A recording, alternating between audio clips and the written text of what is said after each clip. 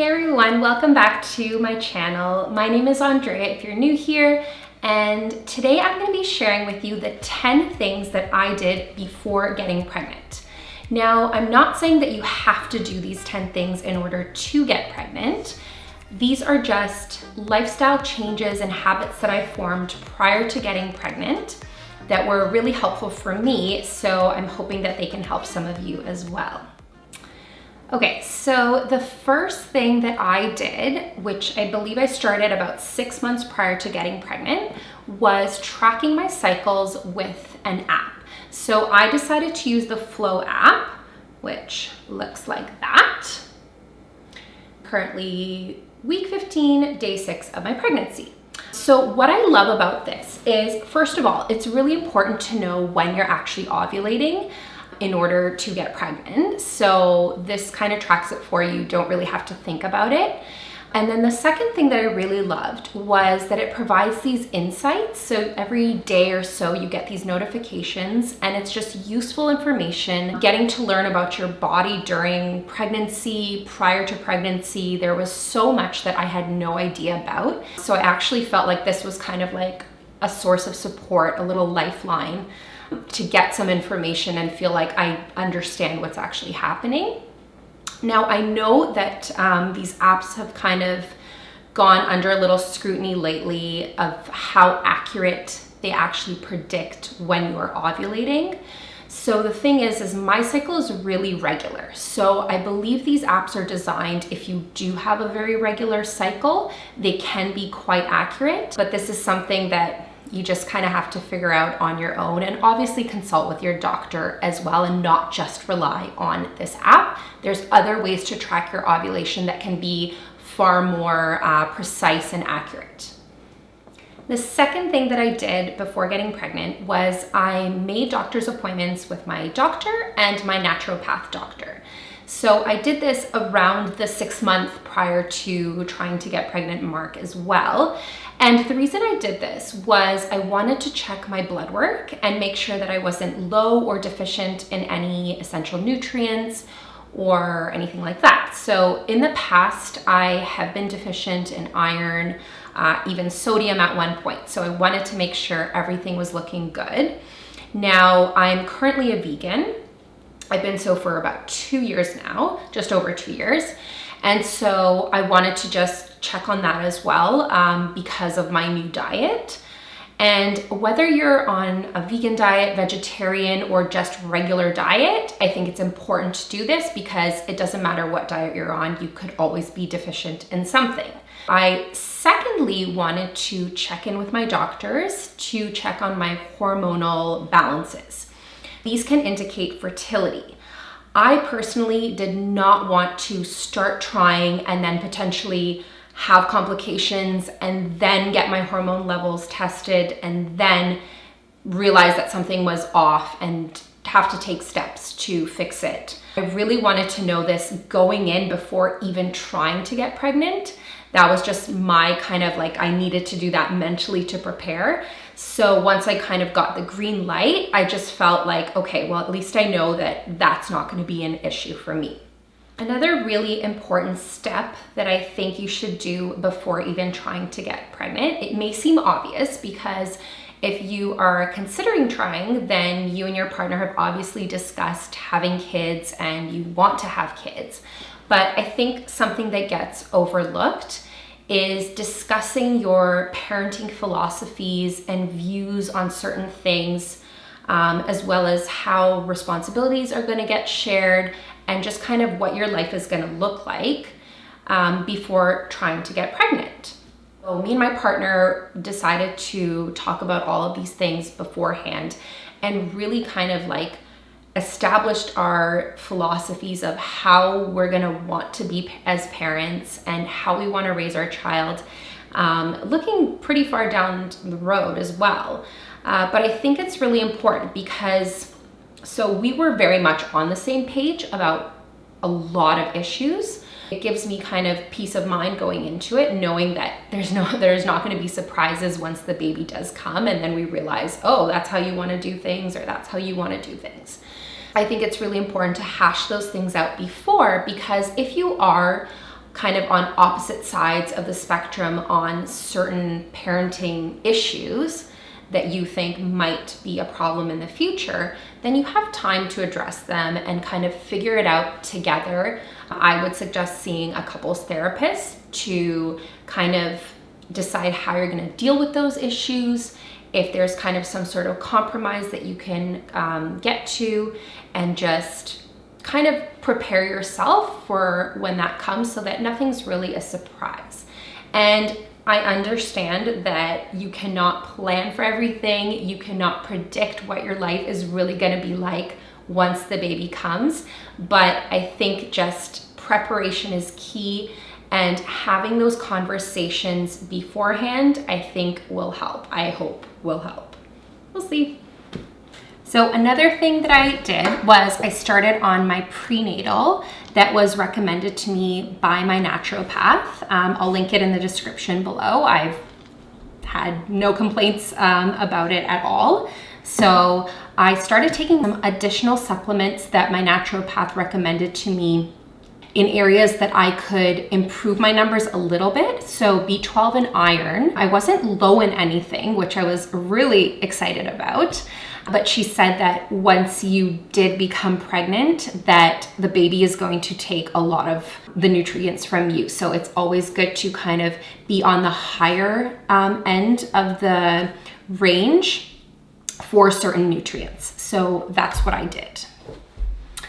Next, I tried to switch basically everything that I was using in terms of skincare or on my body to a natural alternative.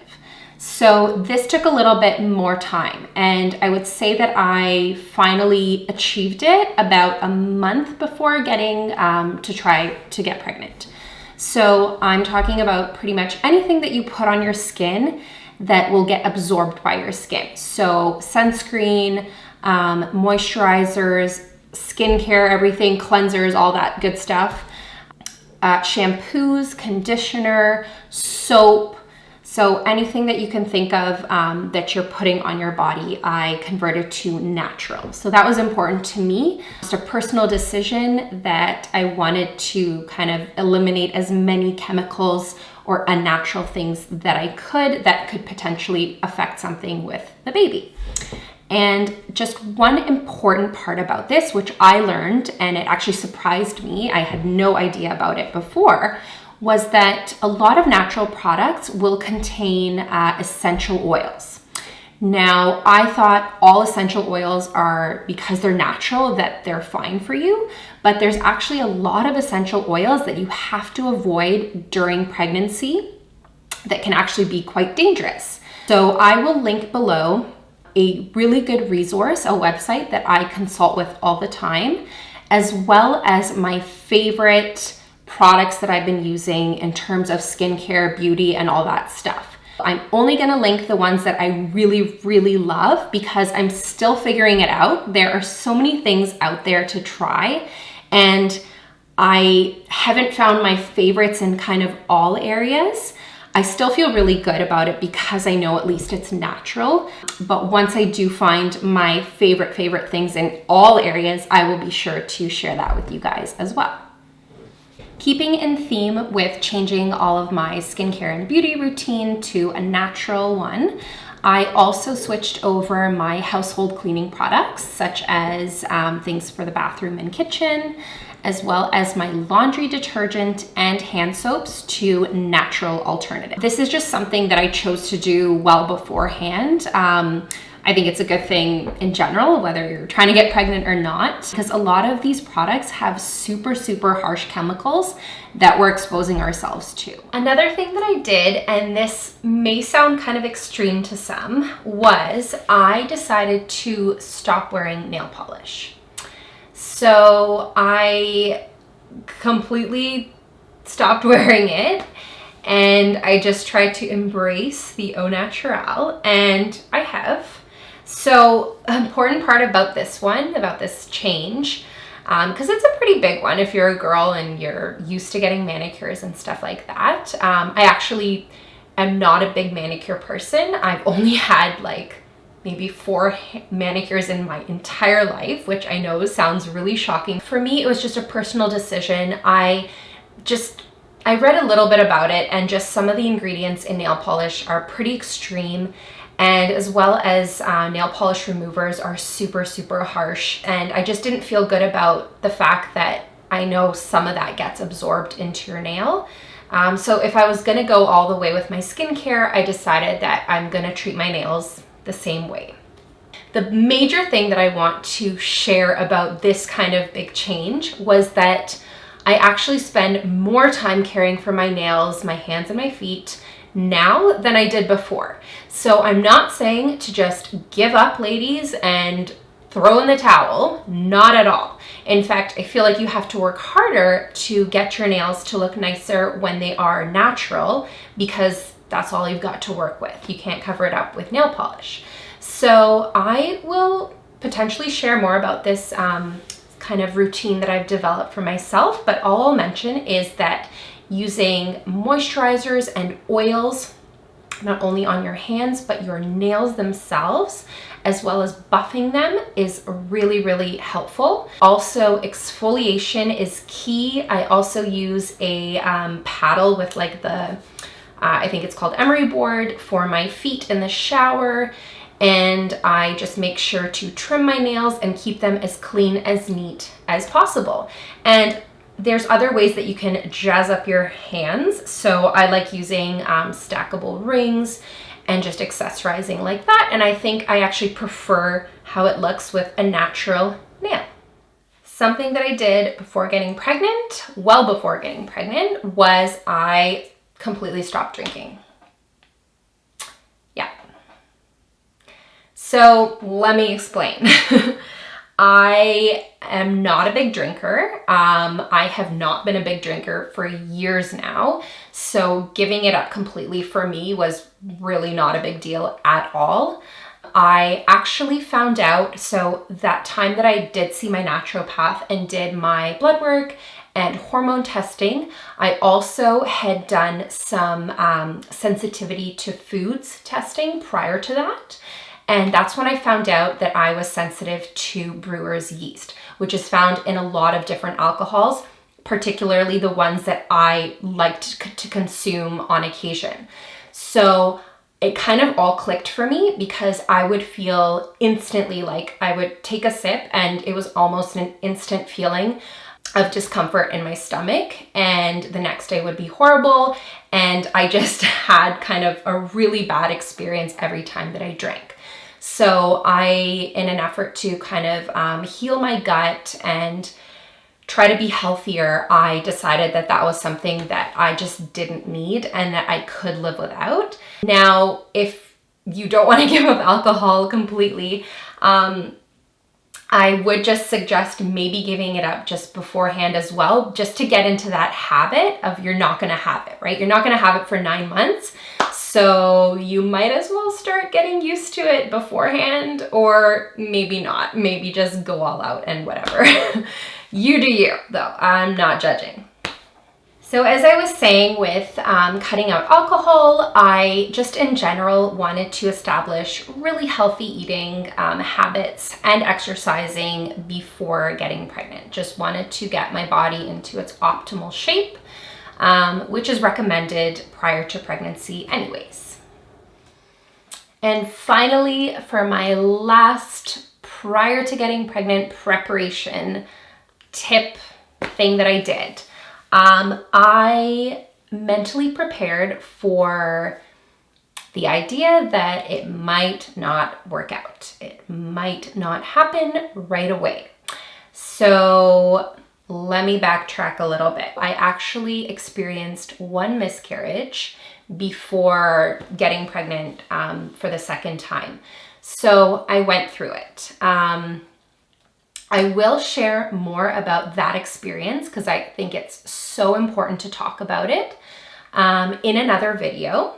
So comment below if that's something that you are interested in seeing, or if you've had that experience as well. So going into my second time trying, I very much knew that it might not happen. So just having that mindset going into it, and not kind of like getting all of your hopes up at once, and not just, I guess, being impatient and thinking that it's got to happen right away. I mean, for some people it happens right away and they're super, super lucky. And for others, it can take years to get pregnant. So everyone really is on their own journey. And again, I'll talk about this more in another video because I've got a lot to share about my experience with miscarriage. So there you have it. That is my 10 things that I did before getting pregnant. I really hope that this was helpful for you and that you enjoyed the video. Oh, you buddy. Hi, sweetie. Here, come. Come, show everybody you. Thank you so much for watching. If you enjoyed this video, please give it a like and comment below with your preparation prior to getting pregnant, things that you did. And make sure to subscribe. I put out videos every Sunday. Thank you so much for watching.